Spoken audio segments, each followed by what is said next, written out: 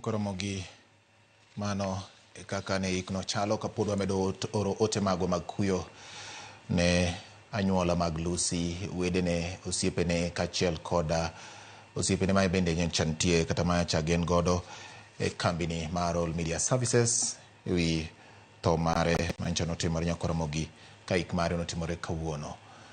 Kawere kod mano kaka nasingoni en tich ariyo.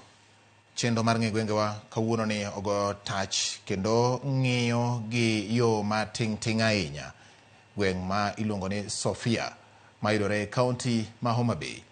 Jopiny e alwora ni wacho ang'o ewi kaka ne giwinjo sigana mar Sofia, to jok ma samoro diponi nitiere ma sigana ni ne oyudo to wacho ang'o e nying mar Sofia. Nyakoromogi Millicent Adhiambo koro kawo ndhuro mar keweche ni kanyakla kod tipo marwa mar nyisi sigana ewi Sofia ma e ng'e gwengewa kawuono.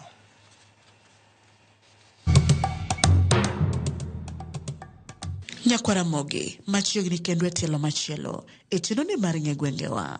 Ka jumani kalapapla mar ng'e gwenge owuok e kaunti ma Migori, ofuyo ma obiro piyo kendo e kaunti ma Homa Bay, e gweng' Center Junction kata Kardak mong'ere ni Sofia. Ka iselimo kata isekalo Kardagni mong'ere ni Sofia e dala mar Homa Bay, ang'o mabiro e pachi? Wang'eyo ni thothne nying mar Sofia ichako ga dhano. Koro ang'o madine mi chak gweng'ni Kardagni kata Center ni Sofia? Mokwongo we wawinj anena ni jodak makae to pachgi en mane kotenore kod gima dine mi chak Kardagni ni Sofia. Kane wadongo Sofia to ne nitie principal Homa Bay manoyawo Homa Bay High School mane mino iluongo ni Sofia.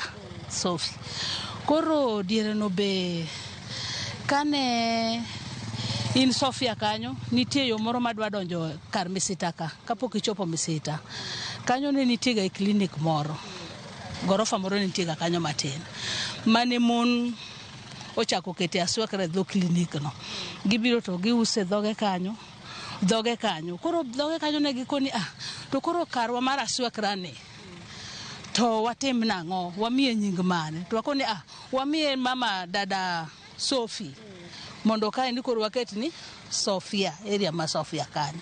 Mokwongo tik nitie osiptal Sofia. Osiptal nitie daktari moro mane thietho maniluongo ni jaduong' Amuka nong'e thietho kabisa kendo ji nohere mang'eny. To kanyo nomeo. Koro ji ochako kelo gik machunga, kelo rabolo, kelo gik matindo tindo use kar kanyo. Ndalo no sirikal machon ok dwa mondo kanyo bed chiro, kima gi chiro town piny. Koro nisikiriembo jogo kanyo pile. Ma kanyo nolokore miluongo ni wiye tek. Koro duong kanyo ni wiye tek. Koro bang' mano ne nitie japuonj maduong' e Homa Bay Secondary mane nitie gi dhako miluongo ni Sofia. Koro dhako nogero landi kanyo mbele kacha chande ma kama Almaesa gi nitie kanyo. Kane gero landi kanyo to kanyo noluong koro nichako luonge ka ji dhi kanyo ni koro wadhi chungo bath landi Sofia. Koro kanyo ma gibede ka gichungo kanyo kaso ji duto ka ji dhi e mpira ki stadium nikech nitie kar pap maduong' ma nitie bathe kanyo. Koro lokore duto ni wadhi go mpira Sofia. Koro lokore nying maduong'. Bang' winjo paro mopogore opogore ma jogweng' oselieko kotenore kod nono mar nying gweng' kata kar dak ma Sofia, we koro wawinj anena ni ang'o madine mi chak kae ni Sofia. Adieri mar wach motenore kod kuku mar nonro nying kar dagni ma Sofia ni kanye kowuok kuom jodongo mane nitie kane ochakore. Nying mar Sofia ni noa mokwongo nochakore ni wich tek no noket chiro moro matin. Kanoket chiro to mine ne dhiye to the late chief Odoyo ne darogi ni ayuru ka. Koro ne omiyo ochake ni wich tek. sinema bende ma niluongo ni functional film nineno Sofia kanyo mani kete koro ji nipondo nyithindo kadhi e sinema kwaduogo tieno tichwadowa nyithindo gi wiu tek manade ma wakweru ni we udhi e sinema to udhi gi thuon mano kuka Sofia nochakore at the beginning. Then after that bang' mano nitie principal mar Homa Bay High School niluongo ni James Maura no ja Ugenya to ne en gi jaode be nipuonjo Homa Bay Primary School niluongo ni Sofia. Koro nokawo pesa matin manoyudo manigiyudo gigero go landi Sofia kacha opposite Sofia SDA Church panoting'o dhoudi 4 manogero. Kanosegero koro nying Sofia dwa meu moingo wich tekcha koro meu to pi be ni onge Homa Bay ka kato ywa pi o estate ne maji tuomo koro ji ng'iewo maji a kuonde maboyo boyo kadhi ng'iewo pi koro ji wuok ne wadhi ng'iewo pi Sofia mano momiyo nying Sofia omeu sani kendo ne en estate maduong' within Homa Bay ka.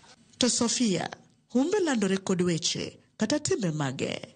En Islam mar ariyo maduong' mogik ma ji odake kamongore ma ji odake mang'eny kabisa. Mar ariyo en yo maduong' ma donje town kendo wuok oko ma town kochimo kuonde kaka Rongo to chimo Karodi to chimo Mbita nyaka ni ng'ad Sofia koro chalo junction mane ji donjogo yo Homa Bay town. Stadium ma sani bende momiyo ng'ere ahinya kechu o tuke te kata ma Nairobi igoyo o gine stadium kae miluongo ni Raila Odinga stadium omi nying manyien.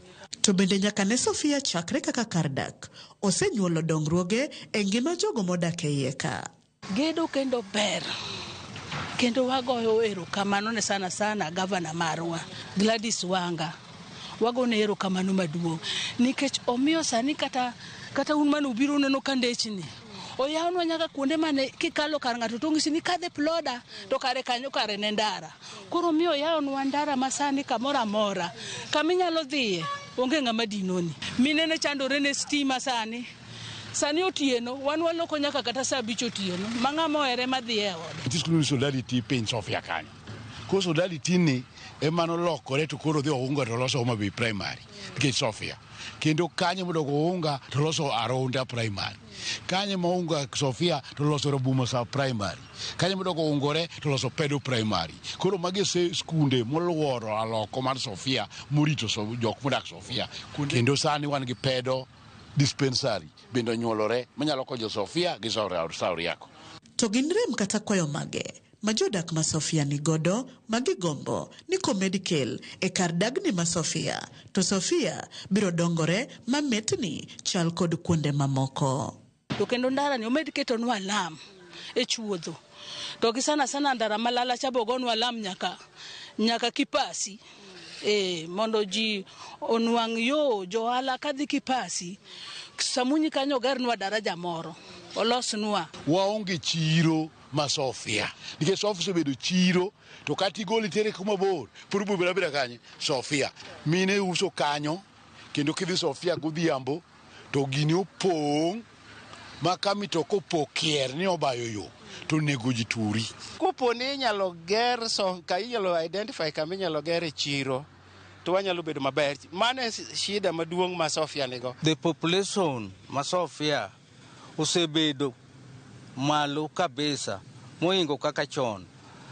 Koro pi wakwayo ni unego miwa pi mang'eny kech pipe moketi gin pipe matindo inji 4 to kane ber to nokenwa pipe madongo masavonwa pi throughout the whole day. Nyakwaramogi mana kamano.